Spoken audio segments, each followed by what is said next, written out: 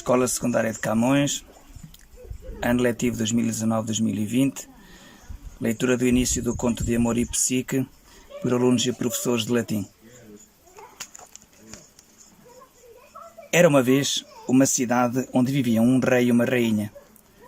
Eles tinham 3 filhas de uma beleza notável. Às 2 mais velhas, sendo embora muito atraentes, bastariam, no entanto, ao que parece, os louvores apropriados à humana condição para celebrar condignamente a sua fama. Pelo contrário, a filha mais nova era de uma beleza tão distinta e resplandecente que as limitações da linguagem humana não permitiam descrevê-la nem elogiá-la com suficiente elevação. Por conseguinte, muitos cidadãos e imensos estrangeiros, atraídos pelos rumores de um espetáculo tão especial, acorriam em afanada multidão, estacavam siderados pela admiração daquela formosura sem par e, levando a mão direita à boca, com o indicador apoiado sobre o polegar levantado, prestavam-lhe religiosa adoração, como se estivessem diante da própria Vênus. Já se havia difundido pelas cidades mais próximas e pelas regiões vizinhas a fama de que a deusa nascida nas cerulhas profundezas do Pélago e moldada das ondas escumosas se encontrava agora no meio da gente comum, graças ao seu favor divino. Ou então, que uma nova criação das gotas celestes tinham feito brotar, não sobre o mar, mas sobre a terra, uma outra Vênus, investida com sua flor virginal. E esta crença foi assim ganhando terreno, dia após dia e de forma impressionante. A fama espalhou-se primeiro entre ilhas vizinhas, avançou em seguida um pouco sobre o continente e propagou-se depois de província em província. Havia já muitas pessoas que, ao cabo de longas jornadas e de extensas travessias por mar, vinham admirar a gloriosa maravilha do século. Nem Pafos, nem Cnidos, nem à própria Citra se dirigia agora nenhum navegador a fim de contemplar a deusa Vênus. Adiam-se os sacrifícios, degradam-se os templos, pezinham-se os cursinhos sagrados, descuram-se as cerimoniais, as imagens ficam sem as coroas e as cinzas frias desfeiam os altares abandonados. A jovem passara a ser objeto de orações e, sob os seus traços de mortal, as pessoas imploravam a graça da imponente deusa. Quando pela manhã aparecia a donzela, era invocado o nome da Vênus, ausente com vítimas sacrificais e sagrados festinhos. E sempre que a menina se passeava pelas ruas, o povo acorria de todos os lados para adorá-la com grinaldas e pétalas de flores. Esta desmensurada transposição das honras celestiais para o culto de uma jovem imortal incendiou profundamente o ânimo da verdadeira Vênus. Sem conseguir conter a sua indignação, abanou a cabeça, soltou um profundo brado e pôs-se a cogitar para consigo. Ora então eu, a antiga mãe da natureza, a origem primeira dos elementos, a alma nutriz do universo inteiro, Vênus, sou agora obrigada a partilhar com uma rapariga mortal as honras devidas à majestade divina e o meu nome, que detém um nicho celestial, há de ser profanado nas impurezas terrenas? Certamente, durante o culto público ao meu nome, vou ter de suportar a incerteza de ser venerada na pessoa de uma substituta, e essa jovem, destinada a morrer, vai continuar a fazer-se passar por mim. Então aquele pastor, cuja imparcial justiça o grande Júpiter testemunhou, em vão deu preferência à minha extraordinária beleza sobre a de eminentes deusas. Mas esta aqui, seja ela quem for, não será gloriar durante muito mais tempo de haver usurpado as minhas honrarias. Já farei com que se arrependa até da própria formosura, à qual não tinha direito. E logo trata de chamar o filho, um rapaz alado e bastante indiscreto, cujos maus hábitos ilustram o desprezo pela moralidade pública. Munido de tochas ardentes e de setas, percorre durante a noite as casas alheias, corrompe a relação entre todos os esposos, comete impunemente os maiores escândalos.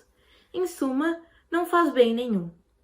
Embora ele fosse já, por sua natural falta de pudor, bastante desavergonhado, a mãe tratou de o acicatar ainda mais com palavras, de o conduzir até a dita cidade e de lhe pôr diante dos olhos Psique, pois era esse, precisamente, o nome da tal jovem. Contou-lhe em seguida toda a história sobre a disputa de beleza, entre soluço e tremuras de indignação, acrescentou. Peço-te, pelos vínculos do amor materno, pelas doces feridas que saem da tua seta, pelas queimaduras de mel deixadas pela tocha, assegura a tua mãe o desagravo de uma vingança completa. pelo respeito que me é devido, castiga essa beldade atrevida e faz, de boa vontade, um serviço apenas, que valerá por todas as afrontas passadas. Desperta nesta jovem uma paixão abrasadora pelo mais abjeto dos homens, por alguém cuja nobreza, património e própria segurança hajam sido condenados pela fortuna. Enfim, uma pessoa tão vil não encontra no mundo inteiro exemplo comparável ao da sua miséria. Depois de assim falar e com os lábios semiabertos, beijou o filho de forma demorada e ávida. Em seguida, dirigiu-se às praias mais próximas, enroladas pela ondulação das águas. Pisou com os róseos pés a crista escumosa das vagas cintilantes e aguardou na calma superfície do mar profundo. Mal ela principiou a formular um desejo e logo, como se o tivesse de antemão ordenado, a corte marinha se apressou a comparecer. Vêm as filhas de Nereu a cantar em coro, e Portuno de cérulas barbas eriçado, e Salácia com as pregas da roupa recheadas de peixe, e Palémono, pequena auriga, a conduzir um golfinho. Tritões aos magotes saltam de todos os lados sobre a face do mar.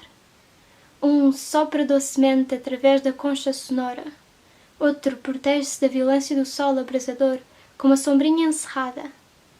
Um terceiro segura um espelho diante dos olhos da sua senhora, enquanto outros ainda nadam de pares atrelados ao carro. É esta a comitiva que acompanha Vênus na viagem através do oceano. Entretanto, Psique não retirava proveito algum dos seus encantos, apesar da beleza que a distinguia.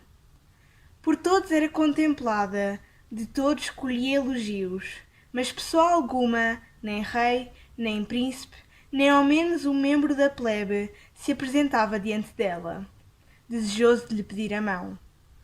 Admiravam sem dúvida aquela beleza divina, mas admiravam-na todos como se fora uma obra de arte primorosamente trabalhada. Havia tempo já que as duas irmãs mais velhas, cuja beleza discreta não andara pelas bocas do mundo, tinham conseguido desposar pretendentes reais e celebrar esplêndidos matrimónios. Psique, porém, continuava em casa, solteira e donzela, a carpir o abandono e a solidão. Enferma de corpo e de espírito abatido, detestava em si essa beleza que a todos encantava. Por fim, o pai, acabrunhado com o infortúnio imenso da filha e suspeitoso de alguma praga dos céus, começou a recear a ira divina e decidiu consultar o antiquíssimo oráculo do deus de Mileto. Sobre a penha de um monte escarpado, Rei coloca a jovem, adornada com as galas de um fúnebre Himeneu. Não esperes um genro de mortal estirpe engendrado, mas antes uma cruel, feroz e viperina desventura. Ao voar com suas asas sobre os céus, tudo atormenta, e com ferro e fogo ataca e as forças a cada coisa retira. Faz tremer o próprio Júpiter, aterroriza os outros deuses. Eriça de medo as correntes dos rios e até as trevas do Estige. O rei, outrora feliz, volta a casa pesaroso e triste, depois de escutar as palavras da sagrada profecia, e explica à esposa os termos do malfadado oráculo. Durante vários dias, ficam mergulhados em desespero, lágrimas e lamentações. No entanto, urgia dar cumprimento ao terrível vaticínio.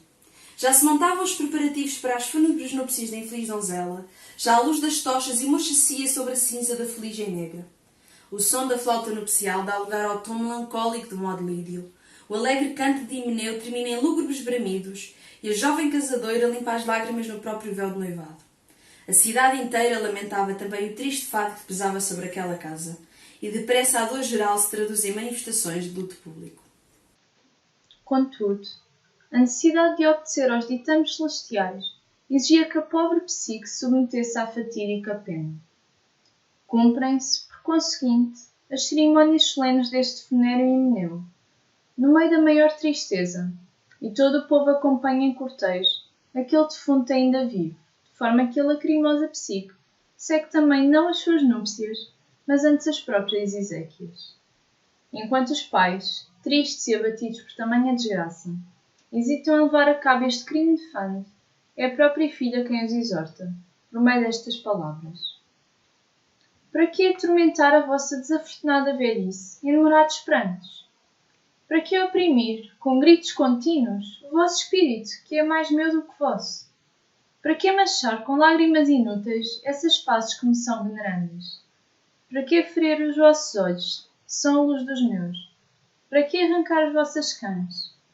Para que golpear o peito e esses seios para mim sagrados? Será esta a vossa ilustre recompensa pela minha distinta formosura? Demasiado tarde vos dais conta, abatidos já pela pancada letal da funesta inveja.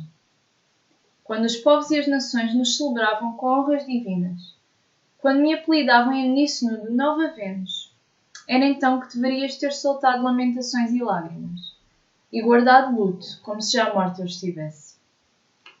Agora sinto, e agora vejo que foi esse nome de Vênus a causa da minha morte. Conduzi-me e abandonai-me no penhasco designado pela sorte. Tenho pressa de ir ao encontro destas felizes núpcias. Tenho pressa de ver esse meu nobre marido. Para que adiar o encontro? Para que fugir ao aparecimento de quem nasceu para trazer a perdição ao mundo inteiro? Assim falou a donzela, e logo emudeceu. Avançou então com passo firme e misturou-se no meio da multidão que formava o cortejo. Chegaram, enfim, ao penhasco escolhido, que ficava sobre uma escarpada montanha. Depositam a moça no ponto mais elevado e todos se afastam. Deixam também as tochas nupciais com que haviam iluminado o caminho e que apagaram nesse mesmo sítio com as próprias lágrimas. Cabisbaixos, retomam o caminho de casa. Os pobres pais da jovem, abatidos por este duro golpe, fecham as portas do palácio, ocultam-se na escuridão e entregam-se a uma noite eterna. Entretanto, Psique tremia de receio e debulhava-se em lágrimas no cume da fraga, até que o bafejo ameno de um suave zéfiro lhe agitou as franjas do vestido e lhe enfunou as pregas. Levantou-a insensivelmente e, com um sopro tranquilo, começou a transportá-la a pouco e pouco ao longo da encosta rochosa, até a deixar docemente reclinada no sopé de um profundo vale, no regaço de um tufo de céspede em flor.